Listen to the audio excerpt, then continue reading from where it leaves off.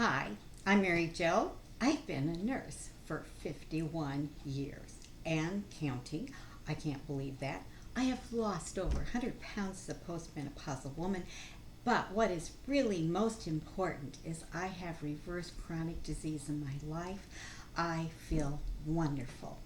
I thought that it might be a good follow up for some previous conversations I've had to discuss what are ages. AGES.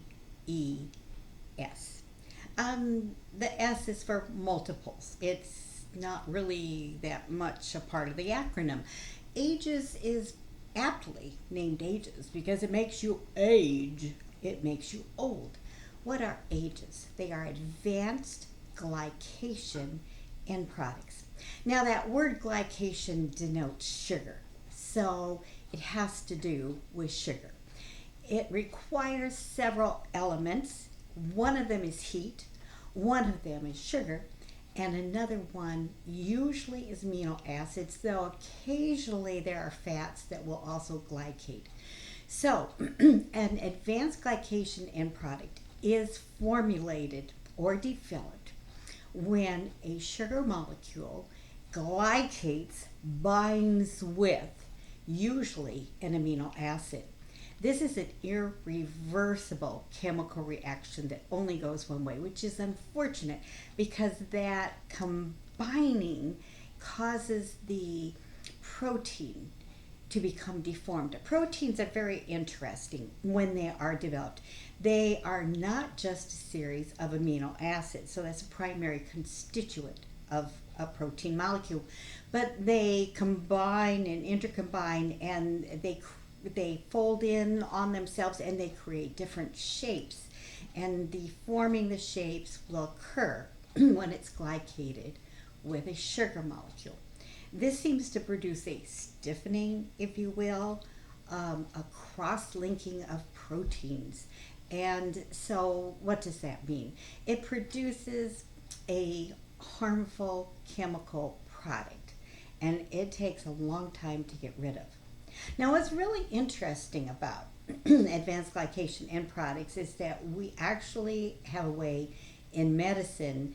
It was not instituted to determine glycation. It was instituted to diagnose diabetes, and it's called HbA1c. So what they do is they look at the hemoglobin molecule in the bloodstream, and they identify how much or many of the proteins in this sample of hemoglobin have been glycated. And that gives them a number, which helps to diagnose whether or not the client has diabetes or not. I should be more aware of those numbers. Something like 5.6 is like on the borderline, and higher is an indication usually of diabetic concern. HbA1c is because the glycation of proteins takes time, especially in the human body. I mean, if you're diabetic, you have an elevated blood sugar. So there's your sugar, and you're going to have amino acids flying by. That can be glycated, but only in the presence of heat. But the body contains heat, but not that much heat. I mean, 100 degrees maybe, but it's not 2, 3, or 400 degrees. It's 100 degrees. So glycation usually occurs, especially in a healthy person, extremely slowly, but in a diabetic with more rapidity and concern. In fact, ages are now considered the reason why diabetics develop such very sad consequences of uncontrolled blood sugars, to include blindness, kidney disease, and peripheral vascular disease, sometimes with such poor blood flow to the lower extremities, especially to the feet, that there's so little oxygen getting there that any kind of cut can set up a situation for gangrene and amputation to save your life. Now, that's scary, and that's just something I would not want to live through. Anyway, Um, Needless to say, ages causes a lot of disruption in circulation. Now, ages is also associated with other disease entities. It's associated with anything that malforms, particularly collagen, but that because that's a kind of like a primary protein these sugars can glycate with. So that means it can be involved with wrinkles. Duh.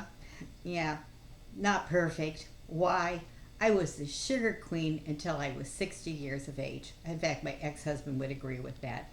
He found me in the kitchen like eating teaspoons of chocolate sugar. That was really sad. I don't do that anymore. I think it would make me sick today. Thank heavens. Anyway, so at this point in time, sugar is kind of like a no-no in my world. But let's go on. So advanced glycation end products can produce a lot of circulatory havoc, which means they can be associated with dementia. They can be associated with, let's see, oh, I think I already identified kidney disease. And like all the comorbidities are associated with increasing ages in the body. Ages are, Dr. Greger refers to them as a gerontotoxin. And the thing about them is that it's irrevocable. When this reaction occurs, it doesn't change. It doesn't go away.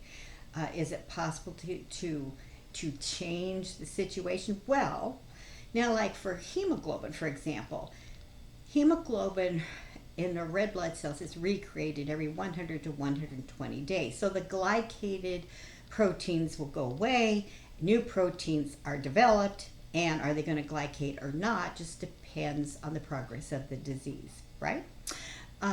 So now think about this. I don't even know, like the proteins in the crystal lens of your eye, if they ever are redone, or if you just, I really don't know, because I do know ages is probably the primary cause of cataracts. And that's a very long-lived protein in the lens of your eye, and you can't see because the cataract, that yellowish, musty color in there, is making it so everything is cloudy in the world around you. Well, I have to tell you this. It makes me feel good, and I think it gives hope.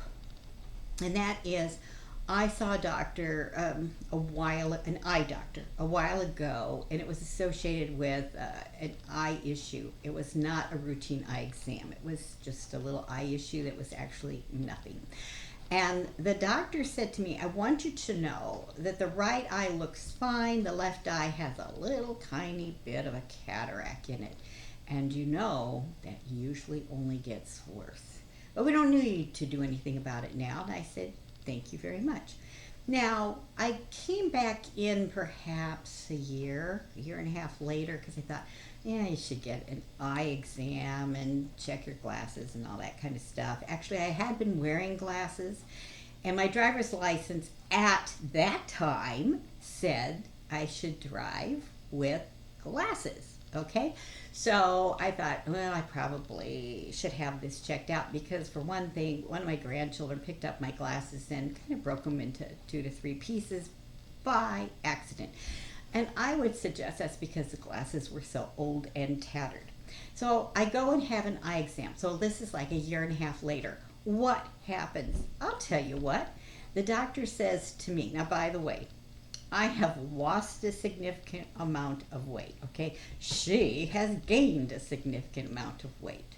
So we have 2 different visions, especially in terms of lifestyle and choices we make in the world. So she said to me, oh, well, by the way, your right eye is fine, but your left eye has a little tiny bit of a cataract in it. And you know, that only gets worse.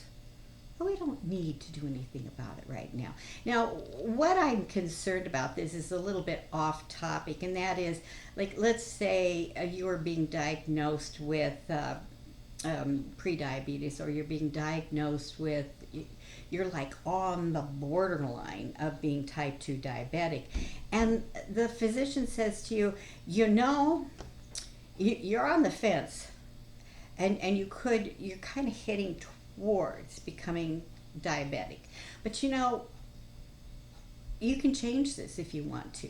You can make this better for yourself. What I'm trying to do, but I'm probably not doing it right, is you can give a hopeful message. When you relay information to a client, you can give a hopeful message, or you can say, you are all but type 2 diabetes, which means you're going to get sicker and there's no cure for it, and you're going to get worse every year of your life. Now, if you hear that message, what do you choose to do? Can you see how the two different messages can cause your mind to think thoughts that can aggravate the situation or can help alleviate it, even without dietary change?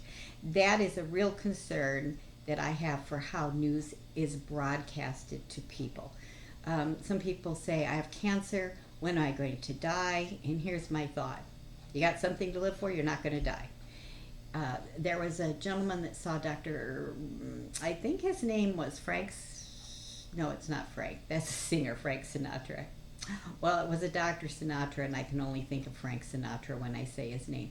He is currently retired. He was a cardiologist. He was a psychiatrist. My goodness, these people love to go to school, but then again, so do I.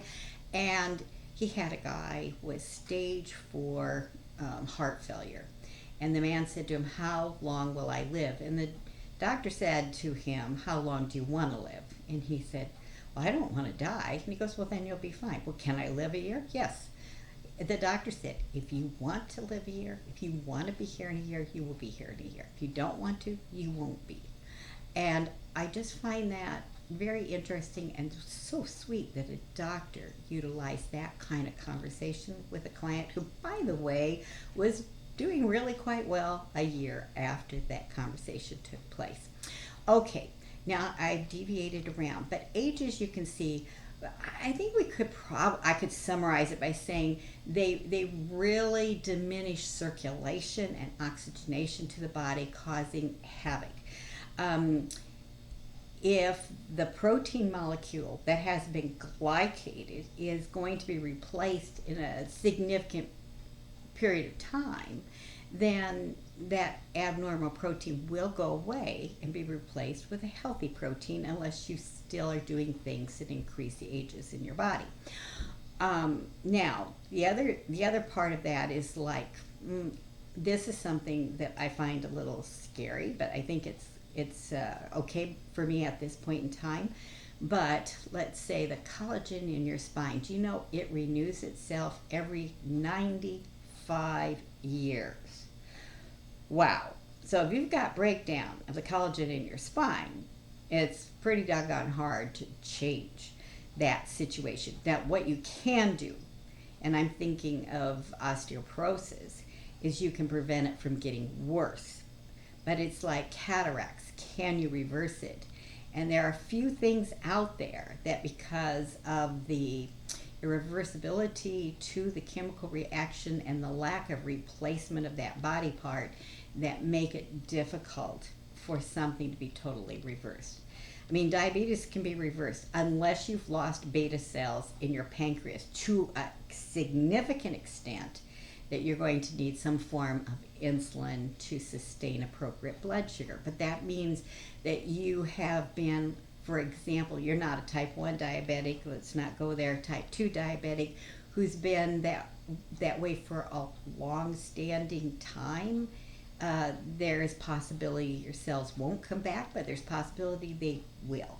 So where do the ages come from that cause so much age? And here is, there's really two places, and I'm going to discuss the exogenous, that is outside the body, before the endogenous, inside the body. So what are the primary foods that contain ages?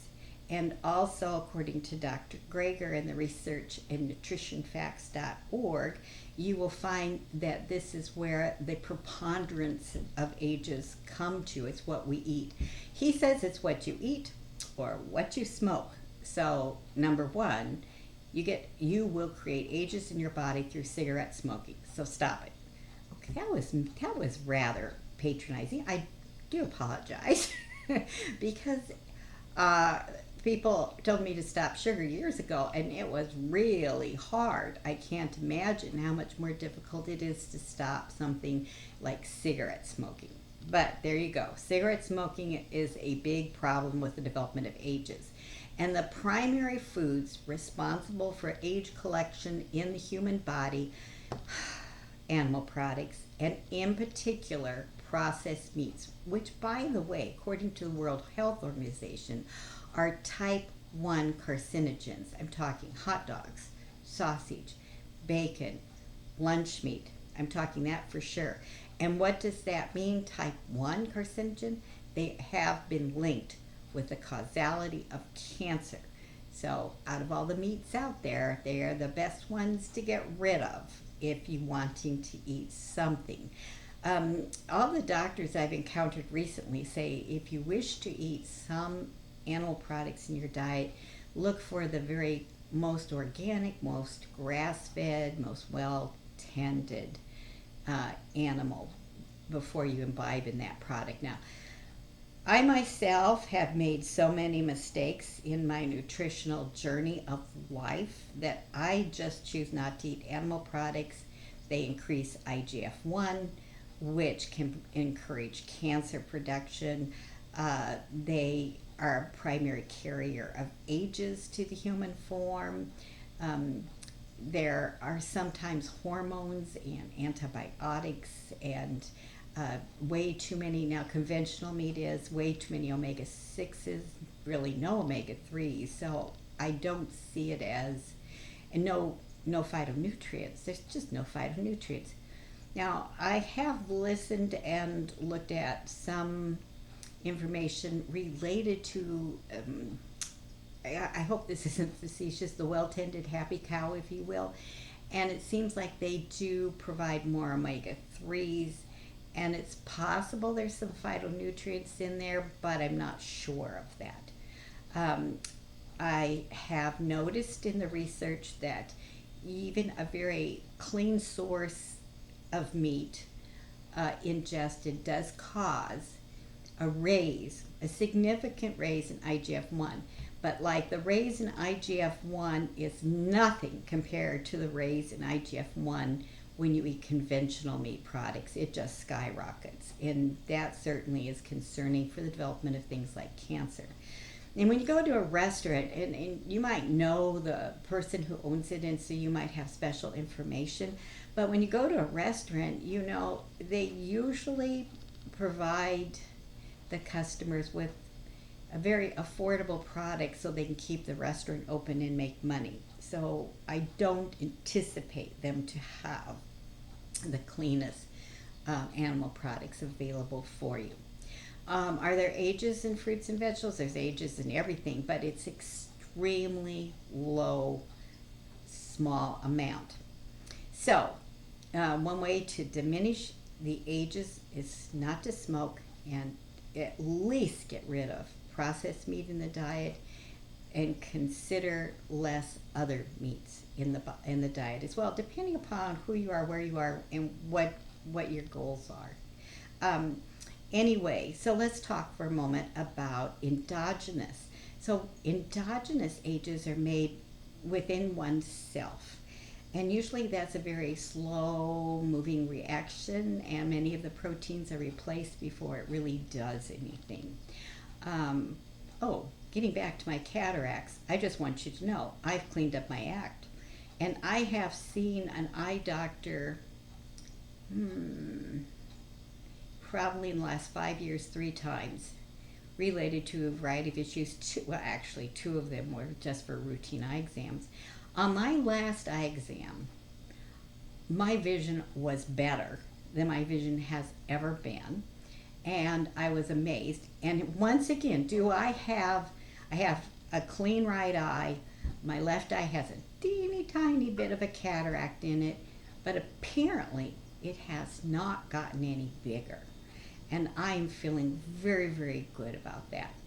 I went to the DMV to renew my driver's license, And I said, do you mind if I take my eye test without corrective lenses? And he said, no, not at all. And I said, I just don't want to waste your time if I fail it. He said, this takes no time at all, just do it. I did it, totally passed the eye exam.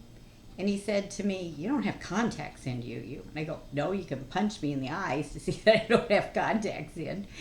And he said, well, I'm removing the restriction of wearing eyeglasses when you drive because you can see just fine. So that has not always been my experience, even with the type of eye testing provided by the DMV. I'm just very excited to share that.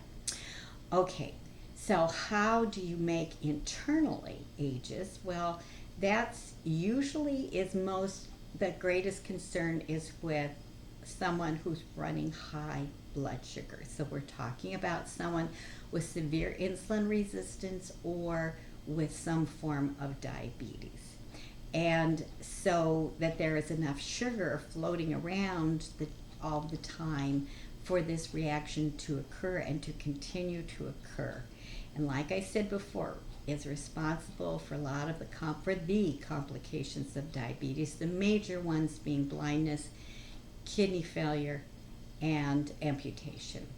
So that's the story on ages. The biggest quantity or concentration of ages comes to people through diet, and that we're talking particularly processed meats, if not all meats, and smoking. And so those are the things you might want to step back from. The other source of internal ages is associated with running high blood sugars. So it might behoove me to discuss mechanisms to help control blood sugar. But I've talked for way long enough, and I hope you haven't gotten so bored you've fallen asleep out there. So thank you so much for your time and attention. I so appreciate your watching my senseless chatter on the YouTube channel, and with great love and appreciation in my heart for all of you. Please take best care of you, because this should be all about you. And let's face it, where would the rest of us be without you? We'd be in trouble, I guarantee that. So thank you for all you are and all you do. Take great care, and I say goodbye for now from Nurse Mary Jo. Talk to you soon.